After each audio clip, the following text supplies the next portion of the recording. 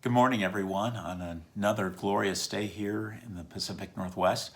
And we're continuing our readings from the book of the prophet Isaiah. This is in chapter 10, verses 5 through 7, and 13b through 16. Thus says the Lord, Woe to Assyria, my rod in anger, my staff in wrath. Against an impious nation I sent him, and against a people under my wrath I order him, to seize plunder, carry off loot, and tread them down like the mud of the streets. But this is not what he intends, nor does he have this in his mind. Rather, it is in his heart to destroy, to make an end of nations, not a few. For he says, By my own power I have done it, and by my wisdom, for I am shrewd. I have moved the boundaries of peoples, their treasures I have pillaged, and like a giant I have put down the enthroned. My hand has seized like a nest the riches of nations. As one takes eggs left alone, so I took it in all the earth. No one flutters a wing, or opened mouth, or chirped. Will the axe boast against him who hews with it? Will the saw exalt itself above him who wields it? As if a rod could sway him who lifts it, or a staff him who is not wood? Therefore, the Lord of hosts, will send among his fat ones leanness, and instead his glory there will be kindling, like the kindling of fire. The word of the Lord. Thanks be to God.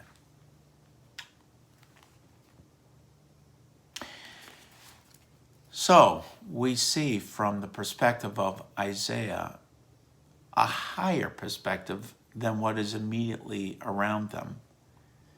The immediate situation is that Assyria is just wreaking havoc among the nations. It's going about bullying its way through all kinds of things, pillaging, plundering, carrying off loot, all these type of things.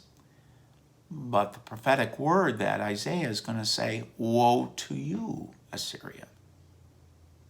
Woe to you. You seem to be getting away with all kinds of stuff. But when you see it from a perspective that's much higher and from much broader in time-wise, there's something far, far bigger that's going on here. Yes, Assyria is guilty. It's doing its bad works. But behind the scenes, God is still enthroned. Humanity does its craziness, what it's doing. But in spite of all this, God is the one who holds the axe. God is the one who has the sword. The people who think they do, they're arrogantly says, well, I'm the axe and I can do this. No, the one who holds it is still the one who holds it. So he's a warning saying, you think you're all in charge, but there will come leanness to you. You brought leanness to everyone else around you, but it will come back to you. It will come to haunt you, Assyria. Pretty profound prophetic word that's given there. In light of the book of Isaiah, we won't be able to go through the whole book on this lectionary reading during the daily. We'll be doing, I don't know how many more days more, but we will just be doing the first little section of Isaiah.